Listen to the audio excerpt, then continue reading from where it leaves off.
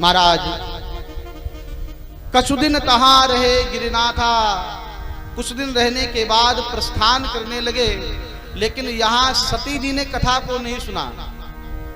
राम कथा मुनिवर्ज बखानी, सुनी महेश परम सुख मानी। कथा हुई और भगवान शंकर ने सुनी। यहां पर सती जी का नाम नहीं आया है। सती कथा में तो गई हैं, लेकिन कथा को सुना नहीं है। इसका अभिप्राय क्या है? का लोग कथा में चले जाए, लेकिन कथा में जब तक मन नहीं जाए तो कथा समझ में नहीं आएगी। कथा समझ में कब आती है? जब कथा को मन लगा करके सुना जाता है। लंका में माता जानकी जब अशोक वाटिका में दुखी बैठी हैं, ऐसी अवस्था में श्री हनुमान जी ने विचार किया, मैं कौन सा उपाय करूं जिससे माता जानकी का दुख दूर हो जाए। तो श्री हनुमान जी महाराज ने राम कथा सुनाई, और माता सीता ने कथा को कैसे सुना है ये गोस्वामी जी ने लिखा है।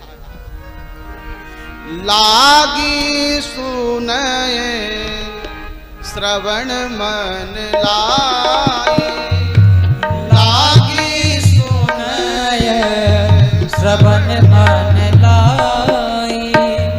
आदि हुते सब कथा सुनाई, आदि हुते सब कथा सुनाई।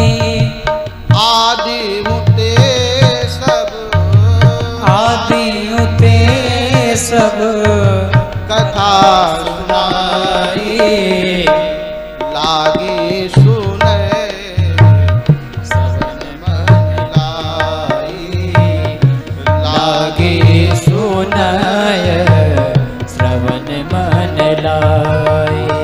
मां जानकी ने कैसे कथा सुनी? लागी सुने श्रवण मन लाई। इसका अर्थ क्या है? कहा देखो, जैसे आप भोजन करते हैं ना, अगर भोजन करते समय आपका मन जिह्वा के साथ में न हो, जीभ के साथ न हो, तो आपको भोजन का स्वाद नहीं मिलेगा। आपका मन कहीं और लगा हो। कई बार ऐसी स्थितियां रहती हैं, परिवार का कोई व्यक्ति अस्पताल में भर्ती हो और ऐसी अवस्था में आपको भोजन करना पड़े, तो आप भोजन पेट भरने के लिए कर लेते हैं, लेकिन उससे स्वाद नहीं मिलता है। या अन्य कहीं बहुत शीघ्रता से जाना हो, आपकी ट्रेन छूट रही हो, ट्रेन निकलने वाली हो, उस समय आपको भोजन करने के लिए दिया जाए तो पता ही नहीं चलेगा मैंने क्या खाया, क्योंकि हमारा मन कहीं और लगा हुआ है। जहां मन लगता है वहीं से स्वाद मिलता है, जहां मन नहीं लगेगा वहां से स्वाद नहीं मिलेगा। इसलिए भोजन करते समय हमारा मन जिह्वा के साथ होना चाहिए, और कथा सुनते समय हमारा मन कान के साथ होना चाहिए। हम क्या सुन रहे हैं? लागी सुने श्रवण मन लाई। अपना मन कान से लगा दिया, और जब मन कान से लग जाएगा तो आनंद की प्राप्ति होगी, आनंद मिलेगा। तो महाराज भगवान शंकर ने कथा सुनी, माता सती ने कथा नहीं सुनी। भगवान शंकर विदा होकर के वहां से जाने लगे। सती माता ने वक्ता को प्रणाम नहीं किया। भगवान शंकर बड़े दुखी हुए हैं, और उसी समय परमात्मा श्री राम का अवतार हो चुका था। भगवान श्री राम दशरथ जी महाराज के यहाँ प्रकट हुए हैं। 14 वर्ष के लिए वन में आए हैं। दशानन रावण ने सीता का हरण किया है, और राम जी सीता जी को खोजते हुए जा रहे हैं। लताओं से पूछ रहे हैं, वृक्षों से पूछ रहे हैं, मेरी सीता जी को देखा है क्या? भगवान श्री राम वृक्षों को गले से लगा रहे हैं और पूछते, मेरी जानकी जी को देखा है क्या? प्रभु श्री राम विलाप कर रहे हैं। ऐसे विलाप कर रहे हैं जैसे कोई सामान्य मनुष्य अपनी पत्नी के विरह में व्यथित होता है, उस तरह से भगवान श्री राम व्यथित हो रहे हैं। भगवान रो रहे हैं और भगवान शंकर मुस्कुरा रहे हैं। भगवान शंकर ने कहा, वाह प्रभु, धन्य हैं आप, और भोलेनाथ कह उठे, जय सच्चिदानंद जग पावन, कहीं सच्चिदानंद जग पावन, कहीं सच्चिदानंद जग पावन, कहीं सच्चिदानंद जग पावन। अस कहीं चले, अस कहीं चले हो मनोज सावन, अस कहीं चले हो मनोज न सावन, अस कहीं चले हो मनोज न सावन, अस कहीं चले हो मनोज न सावन। भगवान श्री राम जी सीता जी के विरह में व्यथित हैं और भगवान शंकर मुस्कुरा रहे हैं। जरा विचार करिए, इस दृश्य को ध्यान से देखिए। राम जी रो रहे हैं और शंकर जी हंस रहे हैं।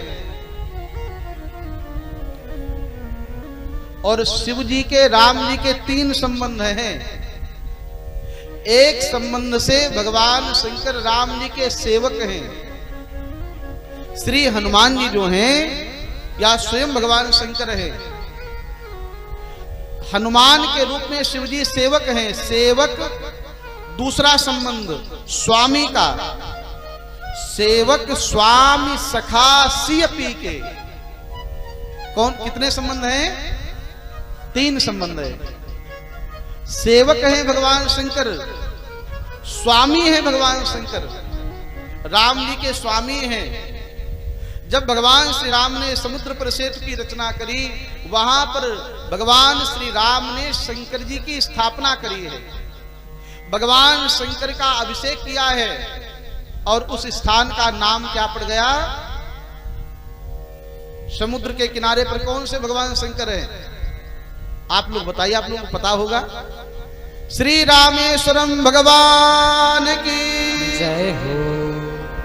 रामेश्वरम का अर्थ होता है जो राम के ईश्वर हैं वह रामेश्वर है। तो भगवान रामेश्वर स्वामी के रूप में विराजमान है, सेवक हनुमान के रूप में, स्वामी के रूप में रामेश्वरम, और सखा सियपी के भगवान शंकर राम जी के सखा माने मित्र हैं। 3 संबंध हैं। और भगवान शंकर राम जी को रोता हुआ देख के हंस रहे हैं।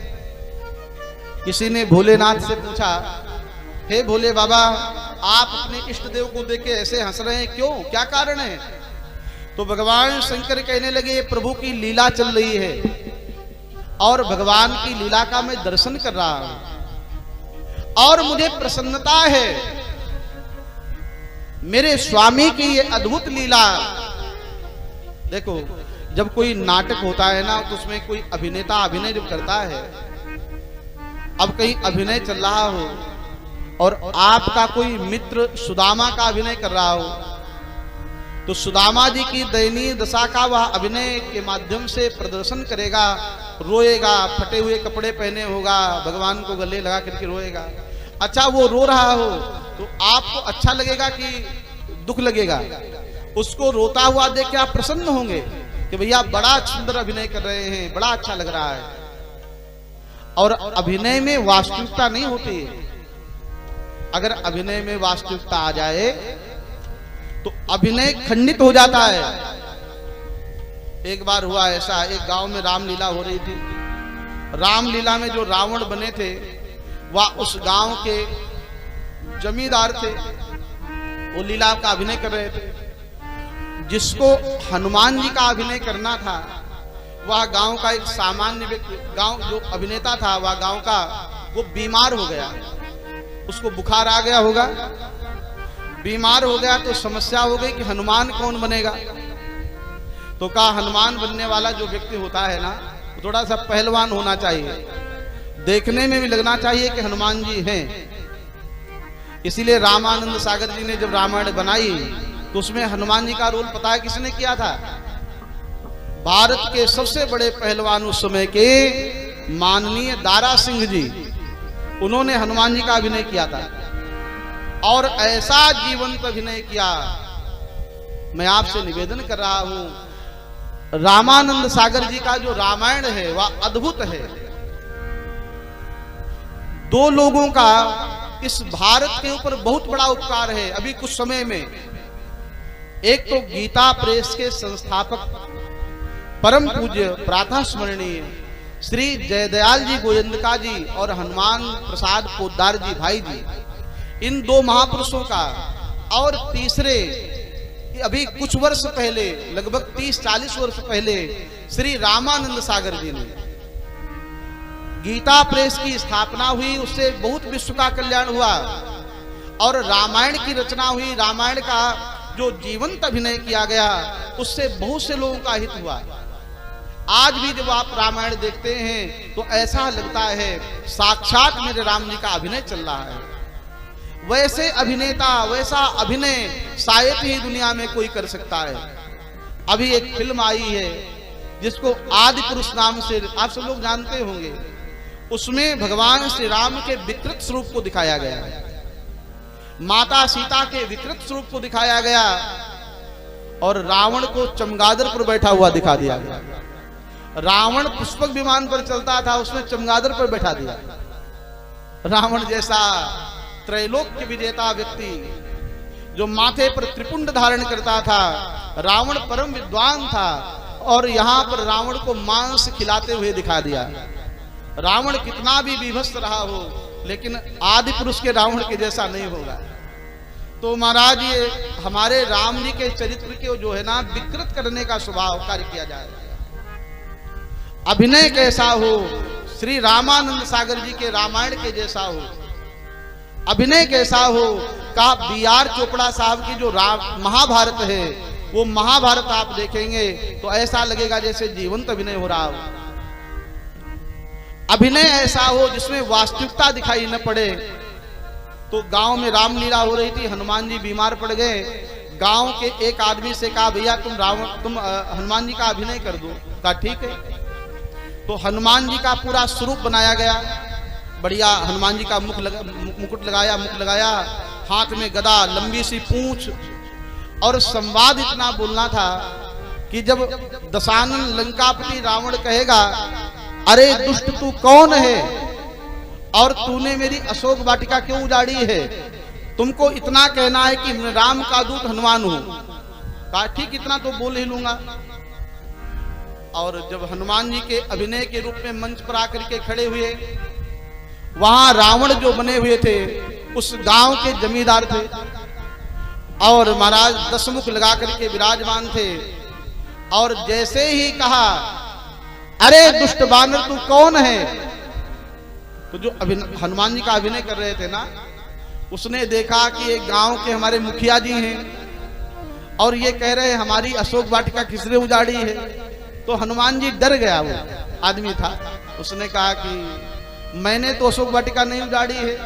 तो हाथ जोड़ के कहने लगा, मुखिया जी हमें क्षमा कर दीजिए, हम कोई बंदर नहीं हैं, हम तो इसी गांव के टिल्लू हलवाई हैं, हमें माफ कर दीजिए, हमने तुम्हारी अशोक वाटिका नहीं उजाड़ी है।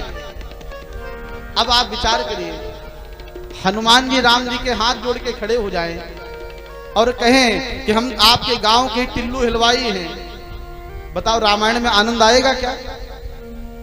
तो वहीं जहां लीला में वास्तविकता आ गई, वहां लीला खंडित हो गई और जहां लीला में बाधा पड़ी तुरंत पर्दा गिरा दिया गया।